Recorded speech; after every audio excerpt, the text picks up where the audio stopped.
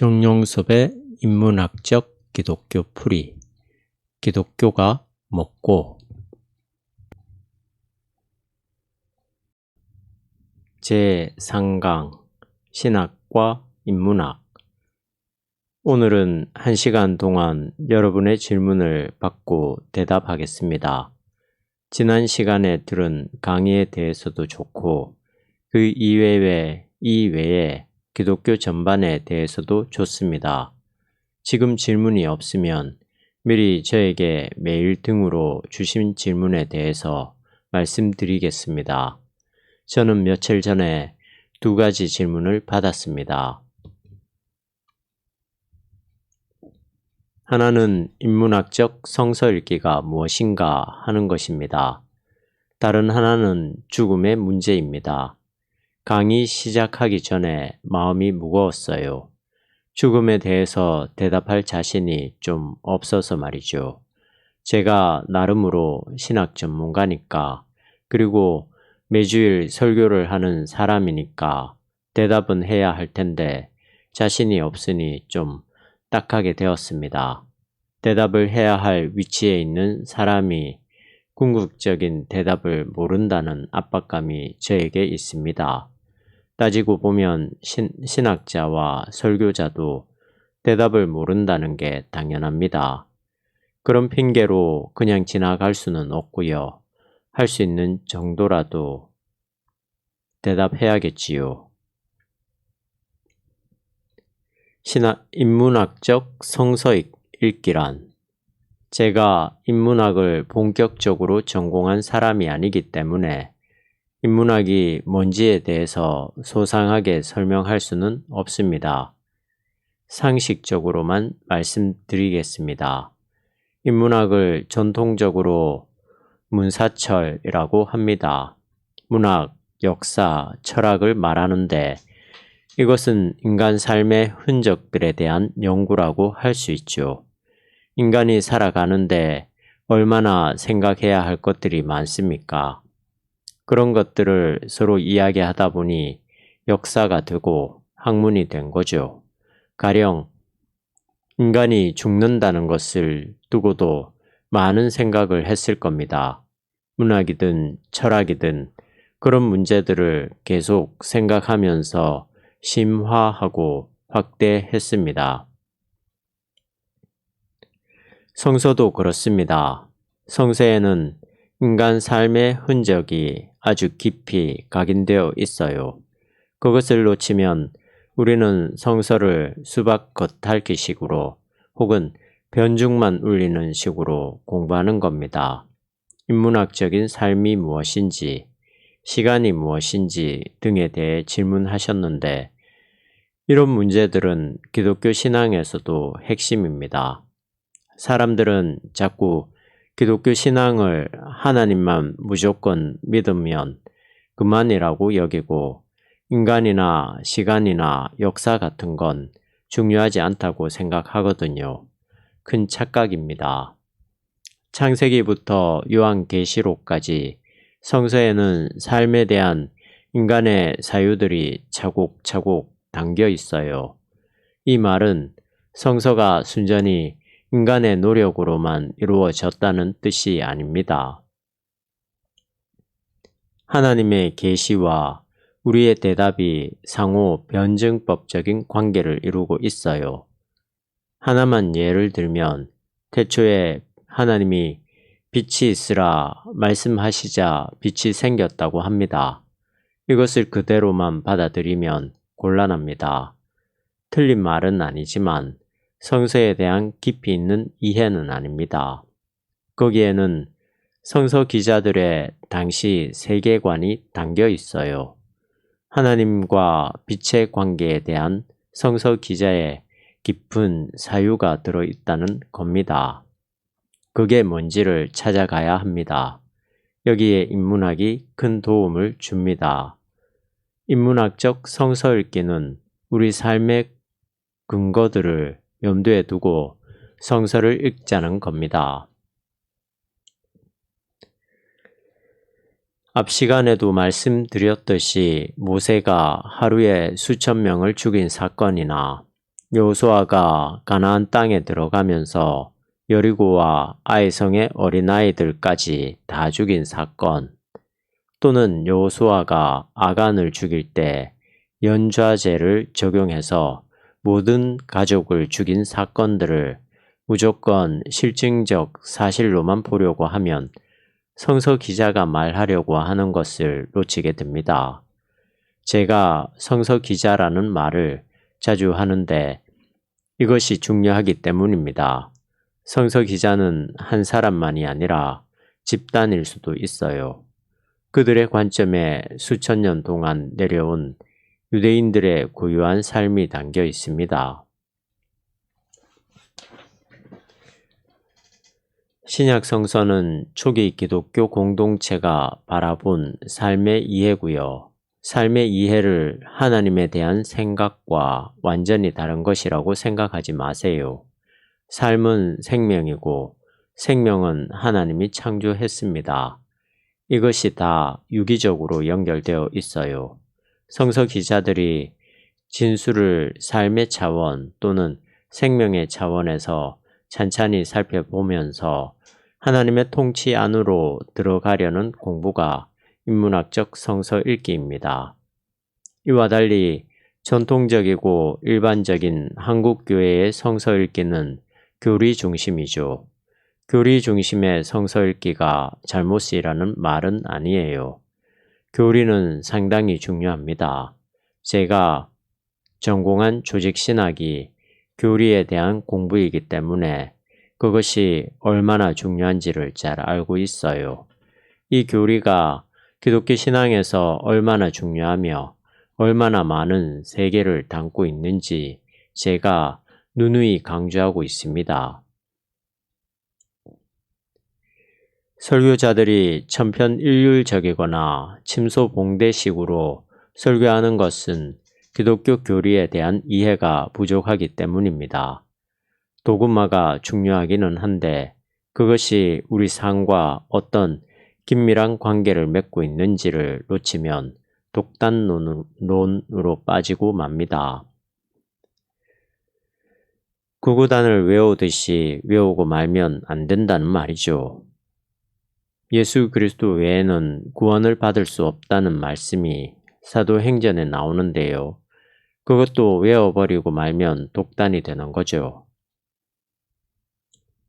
그 말이 틀렸다는 게 아니라 사도행전 기자가 왜 그런 진술을 할 수밖에 없었는지를, 왜 사도 바울의 입을 통해서 그런 말을 했는지를 살펴야 한다는 거죠.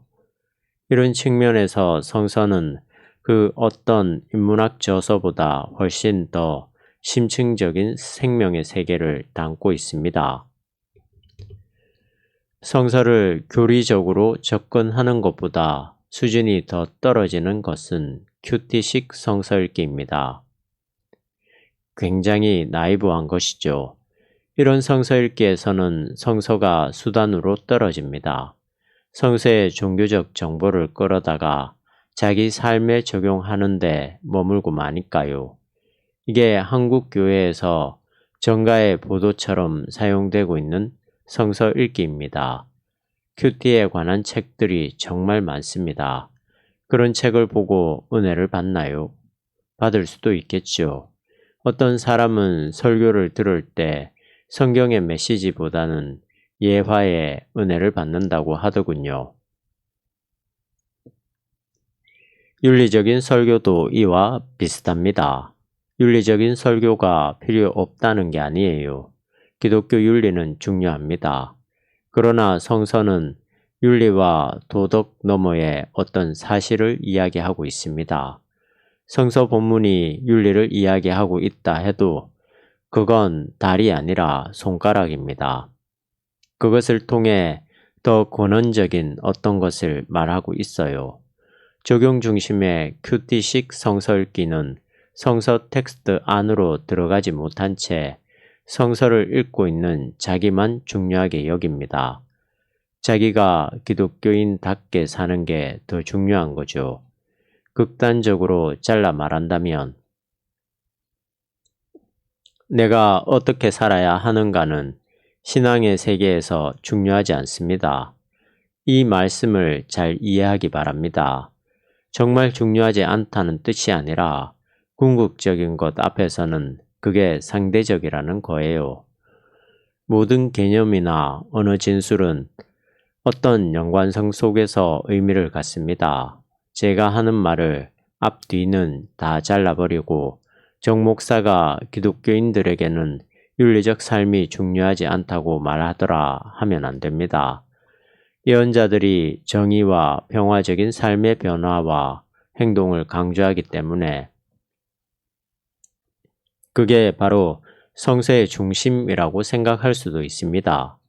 예언자들의 말도 중요하니까 우리에게는 예수님의 말씀이 더 중요합니다. 하나님 나라가 더 중요해요. 큐티식 성서 읽기는 성서가 존재론적으로 확보하고 담재하고 있는 하나님의 구원론적 메시아적 통치 행위에 대해서는 관심이 없고 성서를 하나의 율법이나 교리 문답으로 축소시키면서 어떻게 하면 내가 기쁘게 살 수 있는지, 지금 여기에서 어떻게 기독교인답게 살 수 있는지만 중요하게 여깁니다. 궁극적으로 말한다면 우리가 여기서 어떻게 사느냐 보다는 하나님이 우리를 어떻게 구원하는가가 더 중요합니다. 예수 그리스도의 복음이 무엇인가를 아는 게 더 필요하다는 거죠. 인문학적 용어로 말한다면 하나님 나라를 향한 존재론적 접근, 즉 우리와 하나님과의 존재론적 관계에 몰두하는 것이 중요합니다. 기독교 역사에서 수도사나 영성가들은 온전히 거기에 집중했어요. 하나님과 존재론적 관계를 맺는 일에 매진한 겁니다. 내가 어떻게 도덕적으로 바르게 사느냐 혹은 내가 어떻게 교회나 수도원을 키우느냐 보다는 하나님과의 관계가 더 상위에 있습니다. 하나님과의 관계는 내가 뭘 한다고 해서 맺을 수 있는 게 아니에요. 우리가 뭘 잘하는 것과는 상관없이 존재론적 깊이에서 일어납니다. 칭의 문제만 해도 그렇습니다. 하나님이 우리를 의롭다고 여기시는 게 칭의잖아요. 우리의 행위가 아닌 믿음을 통해서 그리고 실제로가 아니라 그렇게 인정받는 뜻이에요. 이것은 값싼 믿음 지상주의를 말하는 게 아닙니다. 지금 제가 드리는 여러 이야기들은 서로 유기적으로 연관을 맺고 있는데 전달이 되고 있겠지요. 큐티식 성서 읽기의 문제점을 말하다 보니 여기까지 왔는데요. 그게 전부 잘못이라는 뜻은 아니니까 오해는 마세요. 죽은 자의 영혼에 대해서 제가 받은 질문을 그대로 인용하겠습니다. 얼마 전에 대학교 1학년에 다니던 딸아이가 사고로 제 곁을 떠났습니다. 사람의 영혼은 이 세상을 떠나면 정말 안식을 누리는 것인가요? 정말 안타까운 일입니다. 제가 무슨 말씀으로 위로를 드려야 좋을는지요. 사람의 영혼이 이 세상을 떠나면 안식을 누린다는 말은 일단 옳습니다. 그러나 그것은 절대 명제로서가 아니라 어떤 상황을 전제로 합니다. 우리의 영혼이 안식을 누린다는 것은 이 땅의 삶에 안식이 없다는 것을 전제로 하는 거죠. 이 땅의 삶이 즐겁고 안식을 주었다면 죽음으로 안식을 얻는 게 아닐 겁니다. 이 땅에서 우리는 어떤 방식으로도 참된 쉼을 얻을 수 없다는 전제에서 이런 말이 나온 거예요. 우리에게 아무리 좋은 일이 생겨도 그것으로 우리가 안식을 얻는 것은 아닙니다. 안식과 하나님의 평화는 어떤 것에 의해서 상대적으로 좋을 수도 있고 나쁠 수도 있는 것이 아니라 절대적으로 영원한 쉼입니다. 이 땅에서는 그게 불가능하기에 이 땅의 삶이 끝나야 우리가 영원한 안식을 누리는 거죠. 이것이 우리의 신앙입니다. 이런 대답이 질문한 분께서 기대한 것인지는 잘 모르겠네요. 예, 아니오식의 대답을 원하는데 상대적인 개념에 대해서 말하고 있으니까 좀 조심스럽기도 합니다. 그냥 그렇게 믿으라고 해도 되는데요. 이 질문이 안고 있는 신앙의 전체적인 문제들을 정리해 보려고 이렇게 설명하는 겁니다.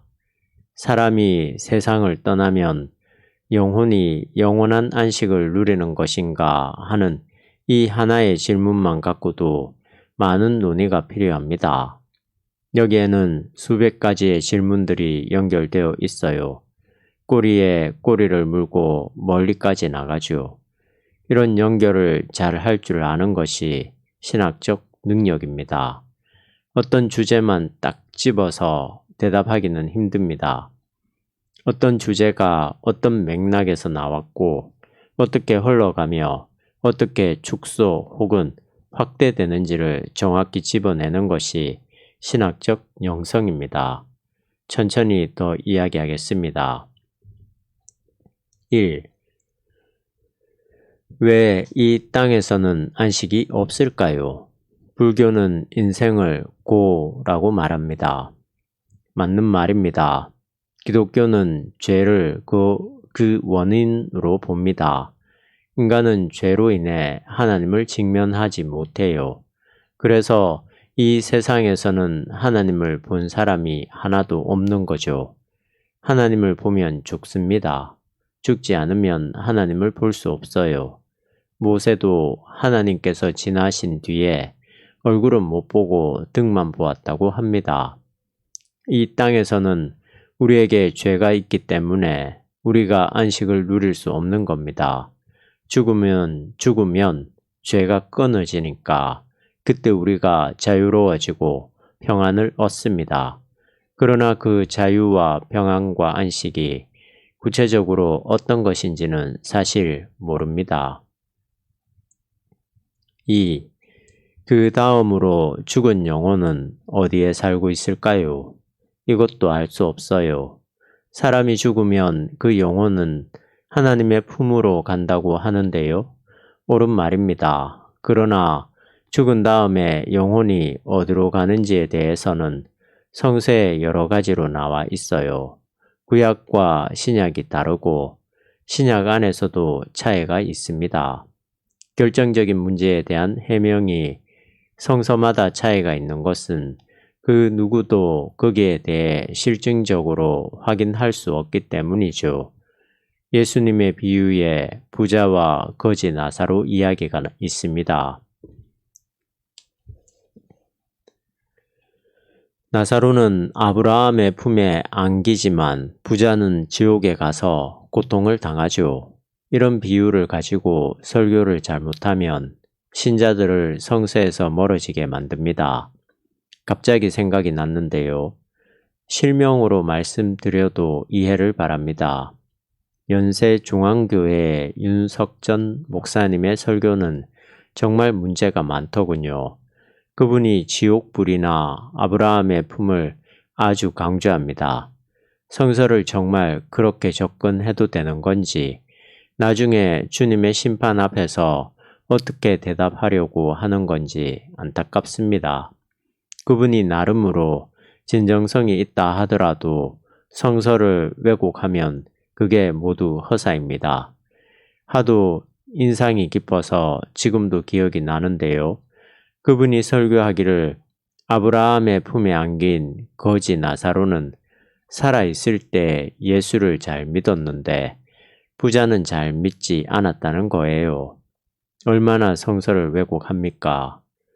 성서에는 그런 이야기가 전혀 없어요. 그런 식으로라도 신자들이 은혜만 받으면 되는 게 아니냐고 한다면 문선명 같은 사람도 얼마든지 괜찮은 거죠. 거지 나사로의 비유는 우리가 죽은 다음에 우리의 운명이 어떻게 될 것인가를 말하는 게 아닙니다. 부자와 가난한 사람의 삶 속에 있는 현실과 무책임에 대한 문제를 다루고 있어요. 어쨌든 간접적으로 이런 성서 본문을 통해 본다면 우리는 죽자마자 나눠지는 것 같아요. 데살로니가서에 따르면 마지막 때까지 다 잠을 자다가 천사의 나팔 소리를 듣고 다시 살아납니다. 구원받을 사람은 생명의 부활로, 심판받을 사람들은 심판의 부활로 나온다고 합니다. 그렇다면 지금 영혼은 어디에 살고 있는 걸까요? 어려운 질문입니다. 이 부분에 대해서 오늘은 그만하겠습니다. 3. 그 영혼이 우리가 지금 살고 있는 세상을 볼 수 있냐고 질문한 분이 계시네요. 정확히 뭐라 말할 수 없지요. 죽으면 천국에서 그 영혼을 만날 수 있냐고도 했는데요. 성서를 전체적으로 본다면 만난다고 볼 수 있습니다. 만나기는 만나는데 그게 이 땅에서 우리가 경험하는 그런 방식의 만남과는 다른 겁니다. 군대에 갔다가 제대한 아들을 만난다는 식으로 생각하기가 쉬워요. 그러나 천국에서의 만남은 그런 만남이 아닐 겁니다. 절대적인 세계를 자꾸 우리 방식으로 형상화하게 되면 기독교 신앙의 신비를 훼손하는 겁니다. 비유를 하나 들죠. 다른 데서도 이야기를 했는데요. 플라톤의 동굴 비유예요. 아는 이야기라도 양해하고 다시 한번 들어주세요. 우리에게 전하는 메시지가 강하니까요. 일단의 사람들이 죄를 지어서 추방을 당해 동굴로 쫓겨 들어갔습니다. 그 동굴에서는 발에 쇠사슬을 차고 살았어요. 그렇게 대를 이어서 그곳에 살았습니다. 그 후손들은 자기가 어디에서 와서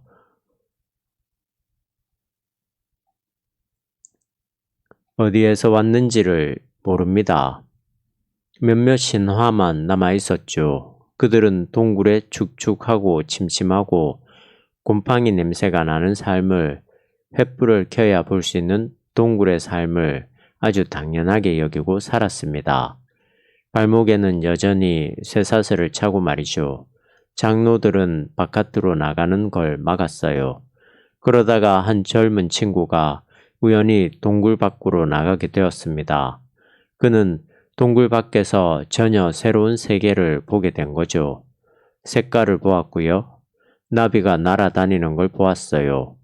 꿈에도 생각하지 못했던 화려한 세계가 동굴 밖에 있었던 거예요. 동굴 안으로 돌아와 자기 동족들에게 그걸 이야기했죠. 동굴 밖은 전혀 다른 세상이라고 말이죠. 그러나 사람들은 믿지 않았습니다. 동굴 밖을 말하는 사람을 오히려 미친 사람처럼 취급했죠. 장로들은 종교 재판을 열었습니다. 더 말하면 죽음을 면치 못한다고 말입니다. 그래도 이 젊은이는 자기가 경험한 동굴 밖의 세계를 외쳤고 결국 화형을 당했습니다. 그 후로 동굴은 예전처럼 조용해졌어요. 아주 유명한 이야기인데요. 플라톤이 자기 스승인 소크라테스가 독사발을 마시고 죽는 아테네의 현실을 비꼬아 말한 것 같아요. 이것을 기독교의 새 하늘과 새 땅과 연관해서 생각해 볼 수 있습니다. 동굴 밖의 세계는 가봐야 아는 겁니다. 동굴 안에 묶여 있는 한 동굴 밖의 세계는 어떤 상상력으로도 구체화할 수 없어요. 동굴 밖으로 나가야 해요. 이것을 하나님 나라 개념과 연관해서 생각해 보세요. 많은 사람들이 하나님 나라를 형상화하려고 합니다. 그러나 하나님 나라는 와봐야 알 수 있어요. 이게 참 어려운 문제입니다. 하나님 나라는 우리의 생각과 범주와 경험을 근본적으로 뛰어넘습니다. 질적으로 다른 차원입니다.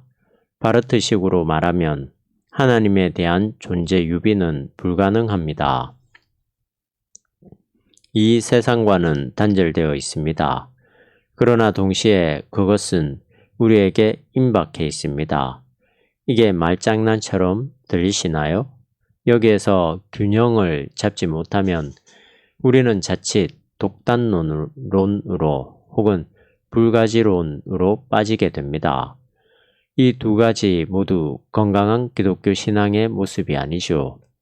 존재 유비가 불가능하다는 바르트의 진술은 정확하다고 생각합니다. 하나님 또는 하나님 나라는 이 땅에서는 그 어떤 것으로도 비슷한 것을 찾아볼 수가 없어요. 그렇다면 그것을 어떻게 설명해야 할까요?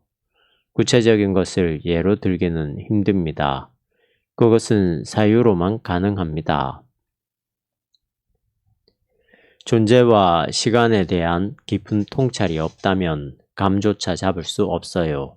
예를 들어 연필이 여기 있습니다. 있다는 사실에 관점을 두지 않고 없는 세계, 바깥, 없음으로써 연필을 연필이게 하는 그것을 생각할 수 있거든요.